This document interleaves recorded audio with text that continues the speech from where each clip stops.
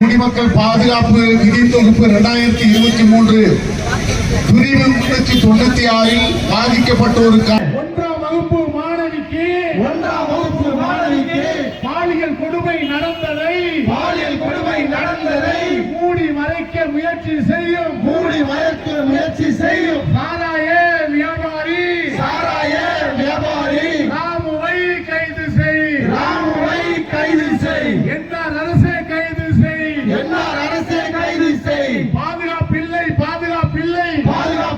பாதுகாப்பில்லை NR BJP ஆட்சியிலே பெண்களுக்கு பாதுகாப்பில்லை பெண் பிள்ளைகளுக்கு பாதுகாப்பில்லை வெட்கக்கேடு மானக்கேடு என்ஆர் அரசே மானக்கேடு 1ஆம் வகுப்பு மாணவியை மானபங்கம் செய்திட்ட காமவெறி கயவர்களை கைது செய்ய துப்பில்லாத என்ஆர் அரசே வெட்கக்கேடு தாக்கல் செய் புதுவை அரசே தாக்கல் செய் 1ஆம் வகுப்பு மாணவியின் பாலியல் வழக்கு விசாரணையை நேர்மையாக விரைந்து நடத்தி குற்ற அறிக்கையை தாக்கல் செய் உடனடியாக தாக்கல் செய் புதுவை அரசே என்ஆர் அரசே இழப்பீடு வழங்கு பாதிக்கப்பட்ட மாணவிக்கு சட்டப்படியான இழப்பீட்டு தொகையை உடனே வழங்கு புதுவை அரசே என்ஆர் அரசே திரும்ப பெறு பாதிக்கப்பட்ட மாணவிக்காக நீதி கேட்டு போராடிய பெண்கள் அமைப்பினர் மீது போடப்பட்ட பொய் வழக்கை திரும்ப பெறு உடனடியாக திரும்ப பெறு புதுவை அரசே என்ஆர் அரசே துணை போகாதே பாலியல் குற்றவாளி சாராய வியாபாரி ராமுவுக்கு துணை போகாதே புதுவை அரசே விடமாட்டோம் பாதிக்கப்பட்ட மாணவிக்கு நீதி கிடைக்கும் வரையிலே விடமாட்டோம் போராடுவோம்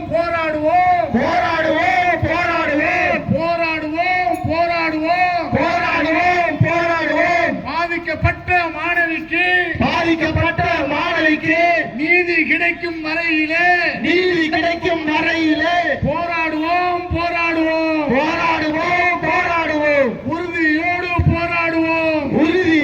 போராடுவோம் கைது செய் புதுவை அரசே கைது செய் 1ஆம் வகுப்பு மாணவிக்கு பாலியல் கொடுமை செய்திட்ட அந்த கொடுமைக்கு துணை போன பள்ளி தாளாளர் ராமுவையும் பள்ளி முதல்வர் யுவராஜையும் கைது செய் உடனடியாக கைது செய் தவளக்குப்பம் தனியார் பள்ளி 1ஆம் வகுப்பு மாணவிக்கு அந்த பள்ளியினுடைய ஆசிரியர் மணிகண்டன் என்பவர் கடந்த 3 மாத காலமாக தொடர் பாலியல் வன்கொடுமைகளை செய்து வந்துள்ளார். அது தொடர்பாக வழக்கு பதிவு செய்யப்பட்டு அந்த ஆசிரியர் கைது செய்யப்பட்டிருக்கிறார். ஆனால் இந்த குற்றத்திற்கு காரணமாக இருந்த பள்ளியின் தாளாளர் ராமு மீதும் பள்ளியின் முதல்வர் யுவராஜின் மீதும் புகார்கள் கொடுத்தும் இதுவரையில் புதுவை அரசு அவர்கள் மீது எந்த விதமான வழக்கும் பதிவு செய்யவில்லை, அவர்களை கைது செய்யவும் இல்லை. மாறாக இந்த ராமு என்பவர் வெளியில் இருந்து இந்த வழக்கை நீர்த்து போக செய்யக்கூடிய அனைத்து நடவடிக்கைகளும் தொடர்ந்து ஈடுபட்டு வருகிறார்.